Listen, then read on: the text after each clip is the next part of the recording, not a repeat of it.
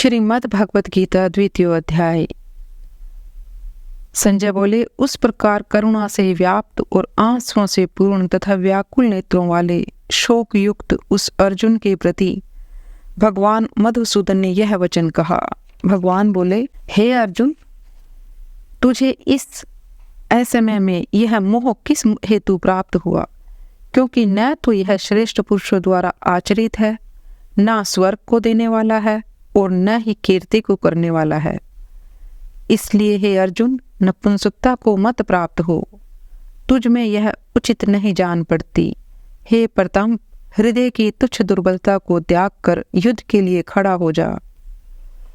अर्जुन बोले, हे मधुसूदन, मैं रणभूमि में किस प्रकार बाणों से भीष्म पितामह और द्रोणाचार्य के विरुद्ध लड़ूंगा, क्योंकि हे अरिसूदन, वे दोनों ही पूजनीय हैं। इसलिए इन महानुभाव गुरुजनों को न मारकर मैं इस लोक में भिक्षा का अन्न भी खाना कल्याणकारक समझता हूँ, क्योंकि गुरुजनों को मारकर भी इस लोक में रुधिर से सने हुए अर्थ और काम रूप भोगों को ही तो भोगूंगा। हम यह भी नहीं जानते कि हमारे लिए युद्ध करना और न करना, इन दोनों में से कौन सा श्रेष्ठ है, अथवा यह भी नहीं जानते कि उन्हें हम जीतेंगे या हमको वे जीतेंगे। और जिनको मारकर हम जीना भी नहीं चाहते, वे ही हमारे आत्मीय धृतराष्ट्र के पुत्र हमारे मुकाबले में खड़े हैं। इसीलिए कायरता रूप दोष से उपहत हुए स्वभाव वाला तथा धर्म के विषय में मोहित चित्त हुआ मैं आपसे पूछता हूँ कि जो साधन निश्चित कल्याणकारक हो वह मेरे लिए कहिए, क्योंकि मैं आपका शिष्य हूँ। इसलिए आपके शरण हुए मुझको शिक्षा दीजिए। क्योंकि भूमि में निष्कंटक धन धान्य संपन्न राज्य को और देवताओं के स्वामीपन को प्राप्त होकर भी मैं उस उपाय को नहीं देखता हूँ जो मेरी इंद्रियों के सुखाने वाले शोक को दूर कर सके। संजय बोले, हे राजन, निद्रा को जीतने वाले अर्जुन अंतर्यामी श्री कृष्ण महाराज के प्रति इस प्रकार कहकर फिर श्री गोविंद भगवान से युद्ध नहीं करूंगा यह स्पष्ट कहकर चुप हो गए। हे भरतवंशी धृतराष्ट्र, अंतर्यामी श्री कृष्ण महाराज दोनों सेनाओं के बीच में शोक करते हुए उस अर्जुन को हंसते हुए यह वचन बोले। श्री भगवान ने कहा, हे अर्जुन, तू न शोक करने योग्य मनुष्यों के लिए शोक करता है और पंडितों के से वचनों को कहता है, परंतु जिनके प्राण चले गए हैं उनके लिए और जिनके प्राण नहीं गए हैं उनके लिए भी पंडित जन शोक नहीं करते। न तो ऐसा ही है कि मैं किसी काल में नहीं था, तू नहीं था, अथवा ये राजा लोग नहीं थे, और न ऐसा ही है कि इससे आगे हम सब नहीं रहेंगे। जैसे जीवात्मा इस देह में बालकपन, जवानी और वृद्धावस्था होती है, वैसे ही अन्य शरीर की प्राप्ति होती है। उस विषय में भी धीर पुरुष मोहित नहीं होता। हे कुंती पुत्र, सर्दी गर्मी और सुख दुख को देने वाले इंद्रिय और विषय के संयोग तो उत्पत्ति, विनाशशील और अनित्य हैं। इसलिए हे भारत, उनको तू सहन कर, क्योंकि हे पुरुष श्रेष्ठ, सुख दुख को समान समझने वाले जिस धीर पुरुष को ये इंद्रिय और विषयों के संयोग व्याकुल नहीं करते, वह मोक्ष के योग्य होता है। असत वस्तु की तो सत्ता नहीं है और सत्ता का अभाव नहीं है। इस प्रकार इन दोनों का ही तत्वज्ञानी पुरुषों द्वारा देखा गया है। नाश रहित तो तू उसको जान जिससे यह संपूर्ण जगत दृश्य वर्ग व्याप्त है। इस अविनाशी का विनाश करने में कोई भी समर्थ नहीं है। इस नाश रहित अप्रमेय नित्य स्वरूप जीवात्मा के ये सब शरीर नाशवान कहे गए हैं। इसलिए हे भरतवंशी अर्जुन, तू युद्ध कर। जो इस आत्मा को मारने वाला समझता है तथा जो इसको मरा मानता है, वे दोनों ही नहीं जानते, क्योंकि यह आत्मा वास्तव में न तो किसी को मारता है और न ही किसी के द्वारा मारा जाता है। यह आत्मा किसी काल में भी न तो जन्मता है और न ही मरता ही है, तथा न यह उत्पन्न फिर होने वाला है, क्योंकि यह अजन्मा, नित्य, सनातन और पुरातन है। शरीर के मारे जाने पर भी यह नहीं मारा जाता।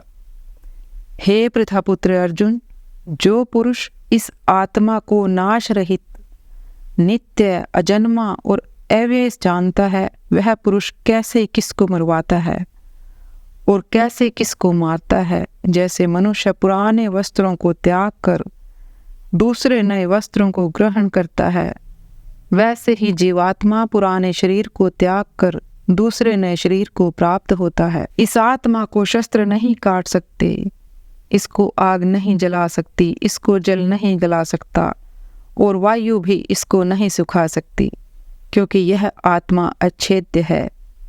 यह आत्मा अदाह है, अक्लेद्य और निस्संदेह अशोष्य है, तथा यह आत्मा नित्य, सर्वव्यापी, अचल, स्थिर रहने वाला और सनातन है। यह आत्मा अव्यक्त है, यह आत्मा अचितन्य है और यह आत्मा विकार रहित कहा जाता है। इससे हे अर्जुन, इस आत्मा को उपयुक्त प्रकार से जानकर तू शोक करने को योग्य नहीं है, अर्थात तुझे शोक करना उचित नहीं है। किंतु यदि तू इस आत्मा को सदा जन्मने वाला तथा सदा मरने वाला मानता हो, तो भी हे महाबहो, तू इस प्रकार शोक करने को योग्य नहीं है, क्योंकि इस मान्यता के अनुसार जन्मे हुए की मृत्यु निश्चित है और मरे हुए का जन्म निश्चित है।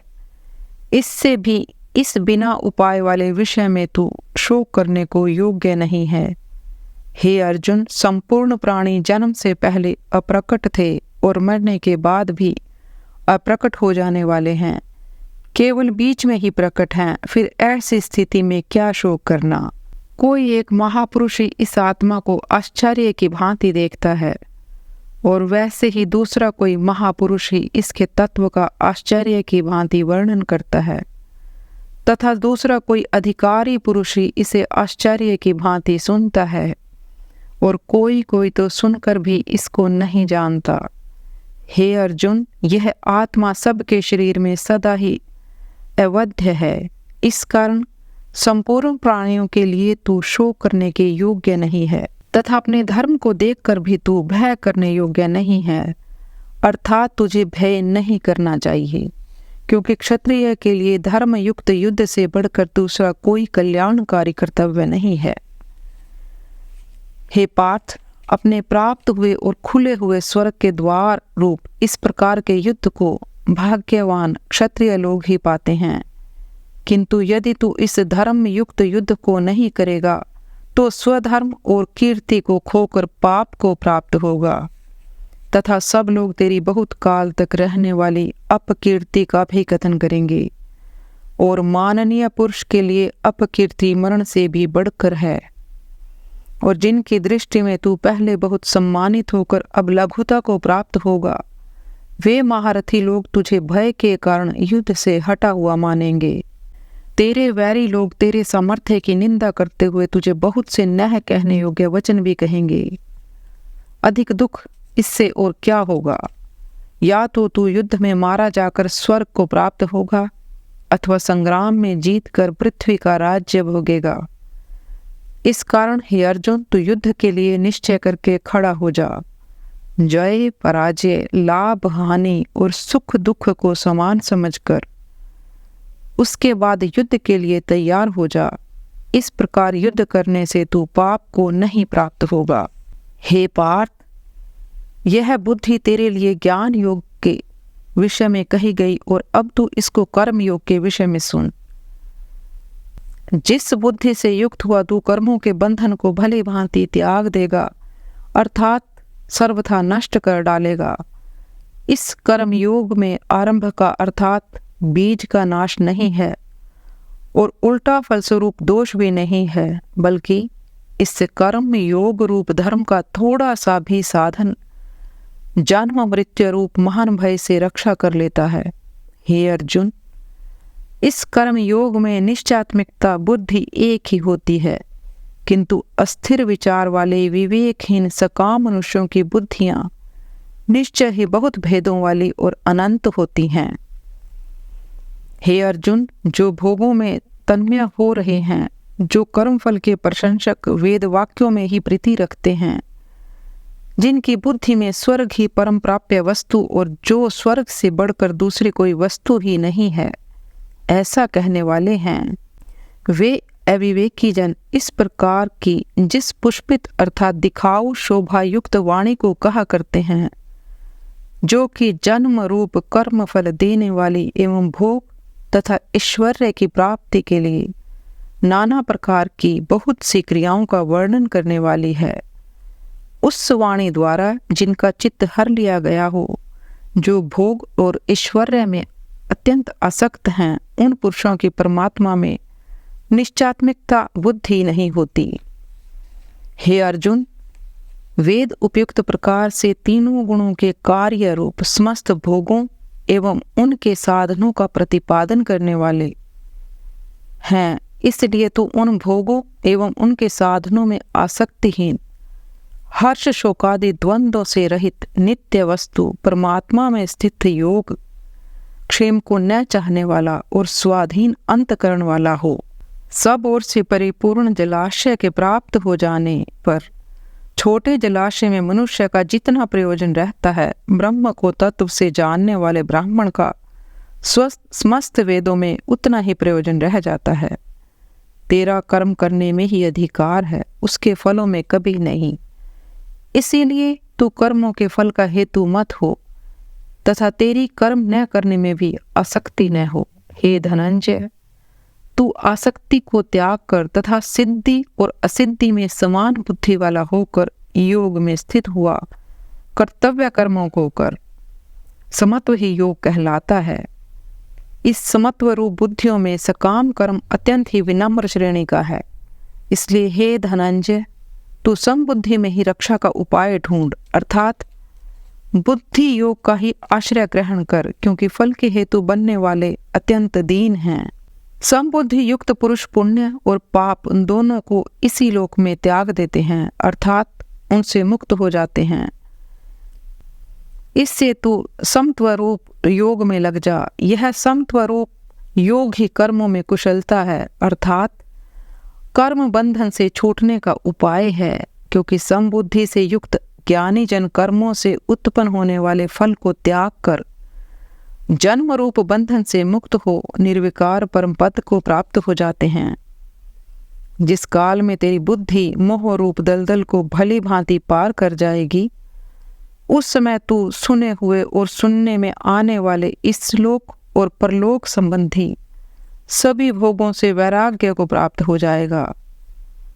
भांति भांति के वचनों को सुनने से विचलित हुई तेरी बुद्धि जब परमात्मा में अचल और स्थिर ठहर जाएगी, तब तू योग को प्राप्त हो जाएगा, अर्थात तेरा परमात्मा से नित्य संयोग हो जाएगा। अर्जुन बोले, हे केशव, समाधि में स्थित परमात्मा को प्राप्त हुए स्थिर बुद्धि पुरुष का क्या लक्षण है?